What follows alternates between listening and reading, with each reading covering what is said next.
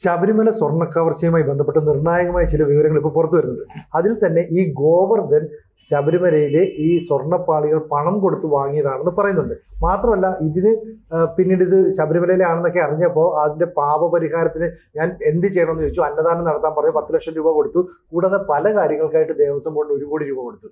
കൂടാതെ അവിടെ നിന്ന് പഞ്ചലോഹ വിഗ്രഹവും അതുപോലെ തന്നെ ഈ സ്വർണ്ണപ്പാളികളും 2021 കടത്തി. എന്ന് പറഞ്ഞാൽ ആ സമയത്ത് കോവിഡാണ്, പൊതുജനങ്ങൾക്ക് അവിടെ പ്രവേശനമില്ല. അപ്പോൾ സ്വാഭാവികമായിട്ടും ആക്രി സാധനങ്ങൾ കൊണ്ടുപോകാൻ ലേലമെടുത്ത ആള് ഇതും ലേലം പിടിക്കുന്നു, ഇത് കൊണ്ടുവന്നു. അതിൽ ഇടനിലക്കാരനായിട്ട് നിന്ന ഒരു മണി എന്ന് പറയുന്ന ഒരാളുടെ പേര് ഇപ്പോൾ പുറത്തു വരുന്നു. അങ്ങനെയാണെങ്കിൽ ഇതൊക്കെ തന്നെ ഒരു രാജ്യാന്തര റാക്കറ്റ് സംഘത്തിലേക്ക് എത്തുന്നു സ്വർണ്ണക്കടത്തിൽ. മാത്രമല്ല ഈ പറയുന്ന പഞ്ചലോഹ വിഗ്രഹം അടക്കം കേരളത്തിന് പുറത്ത് എന്ന് പറഞ്ഞാൽ രാജ്യത്തിന് പുറത്തേക്ക് കടക്കാനുള്ള സാധ്യതയും കൂടുതലല്ലേ? തീർച്ചയായിട്ടും. ഇപ്പോൾ ഈ വിവാദം ഒരർത്ഥത്തിൽ ഗോവർദ്ധന്റെ കാര്യം നമുക്ക് മുമ്പ് തന്നെ ചർച്ചയിൽ വന്നിട്ടുള്ളതാണ്. ഗോവർദ്ധന്റെ ജ്വല്ലറിയിൽ നിന്ന് എന്തൊരു കുറച്ച് സ്വർണ്ണം 500 ഗ്രാം 600 ഗ്രാം സ്വർണം പിടിച്ചെടുത്തു എന്നൊക്കെയാണ് പറയണത്.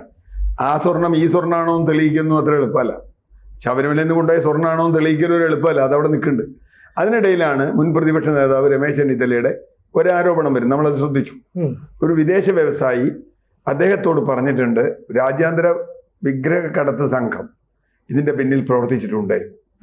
ആ വിവരം SIT അറിയിക്കുകയും SIT അദ്ദേഹവുമായി ബന്ധപ്പെടുകയും അതിൻ്റെ അടിസ്ഥാനത്തിൽ ഡി മണി എന്ന് പറയുന്ന ഒരാൾ ഇവിടുന്ന് വിഗ്രഹം കടത്തിയിട്ടുണ്ട്, പഞ്ചലോക വിഗ്രഹം കടത്തിയിട്ടുണ്ട് എന്നുള്ള വാദം വരുന്നു. നമുക്കിതിനെ 2 തരത്തിൽ പരിശോധിക്കണം. ഒന്ന്, ഇപ്പം നേരത്തെ സജി പറഞ്ഞ ഒരു പ്രധാന പ്രശ്നം ഈ കോവിഡ് കാലത്ത് സാധാരണ മനുഷ്യർക്ക് ഇവിടെ പ്രവേശനമില്ല. കോവിഡ് കാലത്ത് ആക്രി കൊണ്ടുപോകുന്നവർ കൂടെ ഈ പഞ്ചലോക വിഗ്രഹമോ സ്വർണ്ണപ്പാളിയോ കൊണ്ടുപോയിട്ടുണ്ടോ?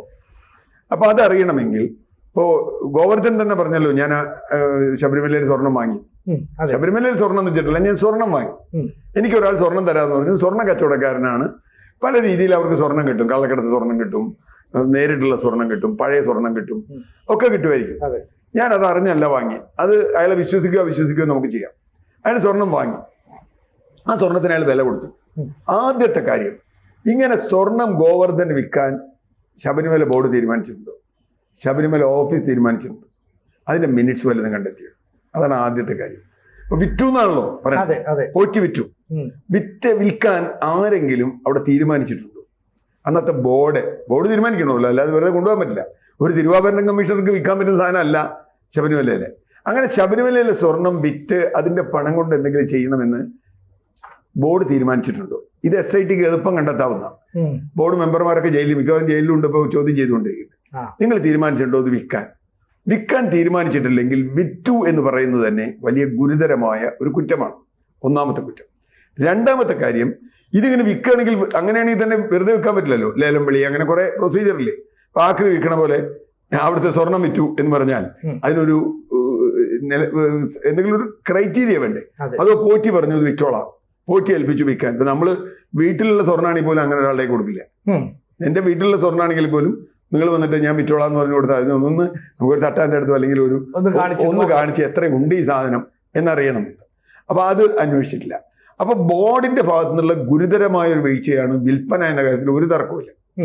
ഇനി വിറ്റിട്ടില്ല എന്നാണ് അവർ പറയുന്നതെങ്കിൽ ഗോവർദ്ധൻ പറഞ്ഞ രണ്ടാമത്തെ കാര്യം വരും.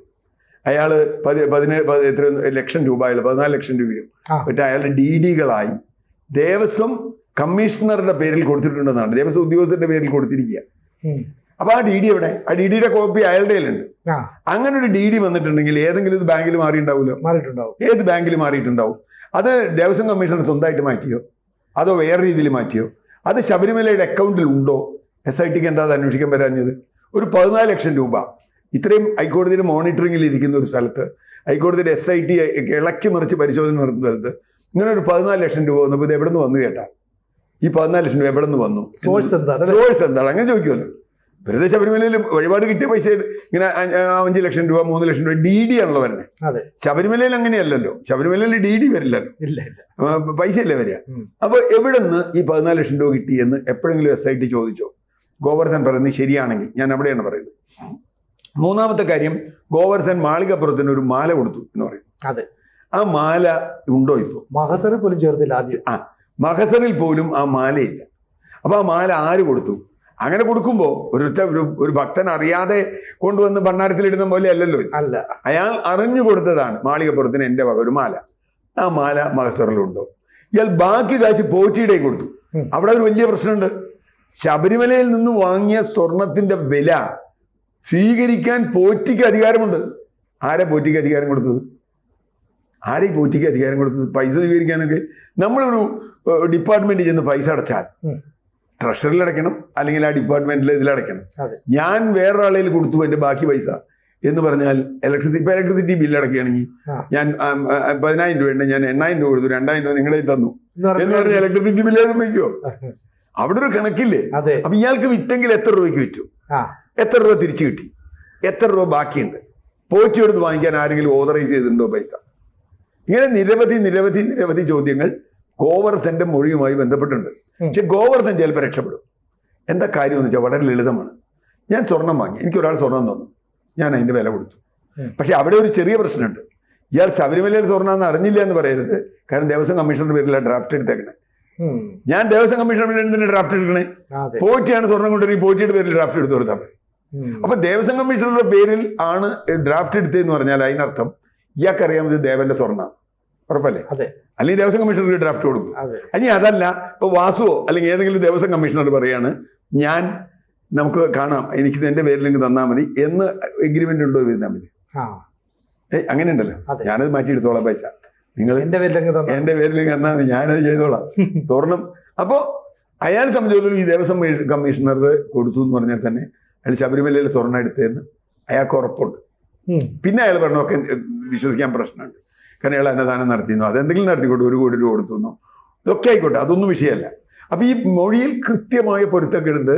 സാധാരണ മനുഷ്യന് പോലും ഈ മൊഴി 2 എണ്ണം വെച്ചാൽ മനസ്സിലാവും, അല്ലേ? മനസ്സിലാവും. അത് SITക്ക് ഇതുവരെ മനസ്സിലായില്ലേ? ഒന്നാമത്തെ. ഇനി വിഗ്രഹത്തിലെ പഞ്ചലോക വിഗ്രഹത്തിന്റെ വിഷയത്തിൽ വന്നാൽ, പഞ്ചലോക വിഗ്രഹം യഥാർത്ഥത്തിൽ അങ്ങനെ ആക്രിയുടെ കൂടെ കൊടുക്കേണ്ട ഒരു സാധനമാണ്. അവിടെയും ഈ നേരത്തെ പറഞ്ഞ എല്ലാ ചോദ്യങ്ങളും ഉണ്ട്.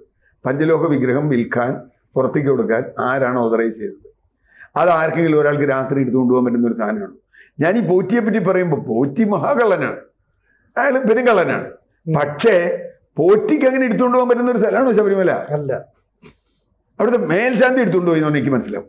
തന്ത്രി ആരും കാണാതെ രാത്രി എടുത്തുകൊണ്ട് പോയി എന്നാലും മനസ്സിലാവും. പോറ്റി ആരാണ് അവിടെ? അയാളെ പുറത്താക്കിയതാ ക്ഷേത്രത്തിൽ ഒരു ഘട്ടത്തിൽ എന്നാണ് പറയുന്നത്. അയാളെന്തോ സ്വഭാവ ദൂഷ്യത്തിന്. അയാൾക്ക് ഈ വിഗ്രഹം ആക്രിയുടെ കൂടെ ഇട്ട് നമ്മുടെ ചില സിനിമകളിലൊക്കെ കാണുന്ന പോലെ അല്ലേ, അക്കരെ അക്കരെ അക്കരെ ശ്രീനിവാസന്റെ സിനിമയിൽ വിഗ്രഹമോഷണവുമായി ബന്ധപ്പെട്ട് ഒരു സിനിമയാണുള്ളത്. അപ്പൊ അതുപോലെ ഇത് മോഷണം പോയതാണ്. അങ്ങനെയാണെങ്കിൽ ആര് കൊണ്ടുപോയി? ഈ ഡി മണി എന്ന് പറഞ്ഞ ആൾ കൊടുത്തു. ഡി മണി എന്ന് പറഞ്ഞാൽ വിഗ്രഹമോഷണവുമായി ബന്ധപ്പെട്ട ആളാണെന്നും അയാൾ ചില രാഷ്ട്രീയ ബന്ധങ്ങളുള്ള ആളാണെന്നൊക്കെ പറയുന്നു. അതെന്തോ ഉണ്ട്, തമിഴ്നാട്ടിലെ രാഷ്ട്രീയം വേറെയാണ്. പക്ഷേ നമുക്കയാളുടെ രാഷ്ട്രീയ ബന്ധത്തിനൊക്കെ അപ്പുറത്ത് ഈ ഡി മണി എന്നുള്ള ആൾക്ക് ഈ വിഗ്രഹം കിട്ടിയോ? ആ വിഗ്രഹം ഇപ്പൊ എവിടെയുണ്ട്? വിഗ്രഹം ആർക്കെങ്കിലും വിറ്റോ? അപ്പൊ ഈ വ്യവസായി പറഞ്ഞിട്ടുള്ളത് അയാളോട് ചോദിച്ചു എന്നാണ്, വേണമെന്ന് ചോദിച്ചു എന്ന്, അങ്ങനെ എന്തുവാണ് എനിക്ക് മനസ്സിലായില്ല അതിന്റെ മുഴുവൻ കാര്യം. രമേശ് ചെന്നിത്തലയോട് പറഞ്ഞിട്ടുള്ളത് അയാൾ SITക്ക് കൊടുത്തിട്ടുള്ള മൊഴി എന്താണെന്നറിയില്ല, അയാൾ വന്ന് മൊഴി കൊടുക്കാൻ വരും എന്നൊക്കെ പറയുന്നുണ്ട്. അപ്പൊ പ്രശ്നം ഇതിന്റെ ഗൗരവതരമായ വശം. പക്ഷെ ഇതിൽ വളരെ ലളിതമായ വേറൊരു കാര്യമുണ്ട് ഞാൻ കണ്ടത്. ഇപ്പൊ സ്വർണ്ണപ്പാളി വിറ്റുപോയി, വാസുവിന്റെ അടുത്ത് വരുന്ന ചെമ്പുപാളിയാണ്. അതെ, വാസു ചെമ്പെന്ന് എഴുതല്ലേ, പിന്നെ എന്താ ചെയ്യുക? വാസു എന്താ എഴുതുന്നത്? ചെമ്പെന്ന് എഴുതും. വാസു രക്ഷപ്പെട്ടില്ലേ? അത് ചെമ്പെന്ന് എഴുതിയത് കറക്റ്റായി. പക്ഷെ ഇവിടുത്തെ സംശയം ഇപ്പൊ എന്താ, ഈ പറയുന്ന പഞ്ചലോഹ വിഗ്രഹം അതുപോലെ തന്നെ ഈ സ്വർണ്ണപ്പാളികൾ ഇത് ദുബായ് അടക്കമുള്ള ഗൾഫ് രാജ്യങ്ങളിലേക്ക് കടന്നു എന്നാണ് വിവരം പുറത്തു വരുന്നത്. അപ്പൊ ഈ ഡി ഉണ്ണി എന്ന് പറയുന്ന മണി എന്ന് പറയുന്ന ആളുടെ പേരൊക്കെ വന്നത്, ഇയാളും ഈ മേൽശാന്തിയും ഒക്കെ ആയിട്ട് തിരുവനന്തപുരത്ത് ഒരു ഹോട്ടലിൽ കൂടിക്കാഴ്ച നടത്തി. അതിന്റെ വിവരങ്ങൾ പറയുന്നു. എന്തിനാണ് അവർ കൂടിക്കാഴ്ച നടത്തിയത്? അപ്പൊ കൂടിക്കാഴ്ച നടത്തുക എന്ന് പറഞ്ഞാൽ ഡീൽ ഉറപ്പിക്കുക എന്നുള്ള രീതിയിൽ നമുക്ക് വ്യാഖ്യാനിച്ചൂടെ? തീർച്ചയായിട്ടും അത് ഗൂഢാലോചനയുടെ ഒരു പ്രധാനമാണ് ഇവർ തമ്മിൽ കൂടിക്കണ്ടോന്നുള്ളത്. അല്ലെങ്കിൽ ഡി മണി എന്ന് പറയുന്ന ഒരു വിഗ്രഹ കടത്തുകാരന് ശബരിമല മേൽശാന്തിയോ തന്ത്രിയൊക്കെ ആയിട്ട് കൂടിക്കാണ്ട കാര്യം തിരിക്കണം. അതും ഹോട്ടൽ മുറിയിൽ വെച്ച്. അയാൾ അമ്പലത്തിലൊന്നും തൊഴിലാണ് എനിക്ക് മനസ്സിലാവും. പക്ഷേ അപ്പൊ അവിടെയാണ് ഇതിന്റെ നെറ്റ് വളരെ വലുതാവുകയാണ്. പക്ഷേ പ്രധാന പ്രതികൾ രക്ഷപ്പെടാൻ ഇത് വഴിവെക്കുമോ എന്നുള്ളതാണ് എൻ്റെ ഒരു സംശയം. നമ്മൾ ഇത്രയും കാലം സ്വർണം ചെമ്പായി മാറ്റിയെന്ന് പാടിയല്ലോ. സ്വർണം ചെമ്പായി മാറ്റിയില്ലേ, ചെമ്പ് തന്നെയായിരുന്നു അവിടെ. സ്വർണ്ണം അതിനു മുമ്പ് പോയി. അങ്ങനെ പോയി എങ്കിൽ അതെങ്ങനെ പോയി? വാസു അങ്ങനെ രക്ഷപ്പെട്ടില്ല. പക്ഷെ ഞാൻ പറഞ്ഞത് വാസു അവിടെ ഇരുന്ന കാലത്ത്, ദേവസ്വം ബോർഡ് പ്രസിഡന്റ് ആയിരുന്ന കാലത്തെ കുറിച്ചാണ് നമ്മൾ സംസാരിക്കുന്നത്. ആ കാലത്തും അല്ലെങ്കിൽ ദേവസ്വം കമ്മീഷണർ ആയിരുന്ന കാലത്തും ഈ സാധനം അന്ന് ഇത് ഒപ്പിടുമ്പോ കമ്മീഷണറായിരുന്ന കാലത്ത് ഇയാൾ ഇത് ഒപ്പിട്ട് കൊടുത്തു, ചെമ്പ് ഒപ്പിട്ട് കൊടുത്തു എന്ന് പറഞ്ഞാൽ അയാളുടെ മുമ്പിൽ കൊണ്ടുവന്നത് ചെമ്പ് കാണിച്ചു, ഇത് ചെമ്പാണ് എന്ന് പറഞ്ഞാൽ ഒപ്പിട്ട് കൊടുത്തു എന്ന് പറഞ്ഞാൽ ആകെ ഇതിൽ അയാൾക്ക് രക്ഷപ്പെടാം.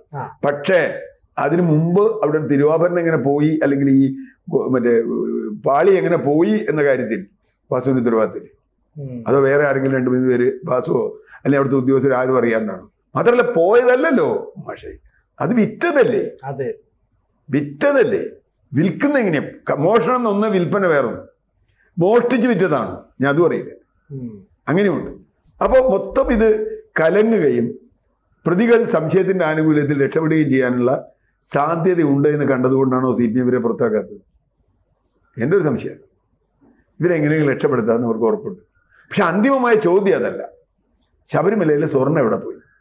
ഇപ്പൊ ഗോവിന്ദ മാഷ് പറഞ്ഞു അതിൻ്റെ ഒരു തരി പോലും ഇല്ല, ഞങ്ങൾ തിരിച്ചു പിടിക്കുന്നതാണ് CPM പറയുന്നത്. എവിടെ നിന്ന് പിടിക്കും? ഇത് വിദേശത്തേക്ക് പോയിട്ടുണ്ടോ? സ്വർണം കലങ്ങി പോയിട്ടുണ്ടോ? ഗോവർദ്ധന കിട്ടിയ ശബരിമല സ്വർണ്ണമാണോ? ശബരിമലയിലെ സ്വർണം തന്നെ അയാൾ പുരുക്കി വിറ്റോ? ശബരിമലയിലെ സ്വർണം എന്ന് പറഞ്ഞാൽ അങ്ങനെ സ്വർണം നമുക്ക് കണ്ടുപിടിക്കാൻ പറ്റില്ല. കാരണം അത് ചിലപ്പോൾ നമ്മുടെ വീട്ടിലൊക്കെ കിടക്കുന്ന ആളുകളുടെ കഴുത്തിൽ കിടക്കുന്ന ആഭരണം ആയിരിക്കും, അല്ലെങ്കിൽ ഗോവർദ്ധന്റെ ജ്വല്ലറി ഇന്ന് ബാംഗ്ലൂർ ആരെങ്കിലും പോയി വാങ്ങിയ ആഭരണമായിരിക്കും, അല്ലെങ്കിൽ ചിലപ്പോൾ വേറൊരു ക്ഷേത്രത്തിൽ കൊടുത്തായിരിക്കും. അപ്പോൾ ചുരുക്കത്തിൽ ശബരിമല സ്വർണ്ണം അലിഞ്ഞു പോയി എന്നാണ് ഇതിന് മനസ്സിലാവുന്ന ഒരു കാര്യം. പ്രതികൾ രക്ഷപ്പെടാനുള്ള വഴികൾ ഉണ്ടോ എന്നൊരു സംശയമുണ്ട്. ഇന്നിപ്പോൾ പ്രതിപക്ഷ നേതാവ് ഉന്നയിച്ചിട്ടുണ്ട് SITക്ക് മേൽ സമ്മർദ്ദമുണ്ട്, വാദം ഉന്നയിച്ചിട്ടുണ്ട്. ഇപ്പോൾ 2 മണിക്ക് കഴിയുമ്പോൾ CBI ഹൈക്കോടതിയിൽ പോയി CBI ഞങ്ങൾ അന്വേഷിക്കാൻ തയ്യാറാണ്, ഇതൊരു അന്തർ സംസ്ഥാന വിഷയങ്ങളാണ്, അതുകൊണ്ട് ഞങ്ങൾ അന്വേഷിക്കാൻ തയ്യാറാണെന്ന് പറഞ്ഞിട്ടുണ്ട്. എന്ന് പറഞ്ഞാൽ ഈ കേസ് SITക്ക് ഒഴിവാവുകയും CBI ഏൽപ്പിക്കുകയും ചെയ്താൽ പിന്നെ ഹൈക്കോടതിക്ക് ഒരു നിയന്ത്രണവും ഇല്ല. പിന്നെ CBI തീരുമാനിക്കും ആർക്ക് എതിരെ കേസെടുക്കും എന്ന് പറഞ്ഞാൽ ഹൈക്കോടതിയുടെ മേൽനോട്ടത്തിലല്ല അന്വേഷണമെങ്കിൽ അന്വേഷണം തൂളിപ്പോവും. ഞാനങ്ങനെ വിചാരിക്കുന്ന ഒരാളാണ്. കുറച്ച് കഴിഞ്ഞാൽ പ്രതികളൊക്കെ രക്ഷപ്പെട്ടു പോവും, അതോടുകൂടി കേസില്ലാതാവും. ശബരിമലയിൽ സ്വർണം പോയത് പോയി, കാശ് കിട്ടിയവന് കിട്ടി. അതാവാനാണ് ഇപ്പോഴുള്ള നിലയ്ക്ക് ഒരു സാധ്യത. ഈ എല്ലാം കൂടി വായിക്കുമ്പോൾ അങ്ങനെ വരരുതെന്നാണ് കേരളത്തിലെ എല്ലാ മനുഷ്യരും, ഭക്തിയുള്ളവരും ഇല്ലാത്തവരും ആഗ്രഹിക്കുന്നത്. കാരണം ശബരിമല അങ്ങനെ ഒരു സ്ഥലമാണ്. അതെ, അങ്ങനെ സംഭവിക്കില്ലെന്നുള്ളത് നമുക്ക് കാത്തിരുന്നാണ്. ABCക്ക് ഒരു ഹിന്ദി ചാനൽ കൂടിയുണ്ട്. കുറച്ച് നാളായി അതിൻ്റെ വാർത്തകൾ, ദേശവിശേഷങ്ങൾ ഇതൊക്കെ തന്നെ ചർച്ച ചെയ്യുന്നുണ്ട്. ഈ ചാനൽ കൂടി പ്രേക്ഷകർ സബ്സ്ക്രൈബ് ചെയ്യണമെന്ന് താല്പര്യപ്പെടുന്നു. കൂടുതൽ വാർത്തകളും വിശേഷങ്ങളും നിങ്ങളിലേക്ക് എത്താൻ ABC മലയാളം സബ്സ്ക്രൈബ് ചെയ്യുക, ബെൽ ബട്ടണും അമർത്തുക.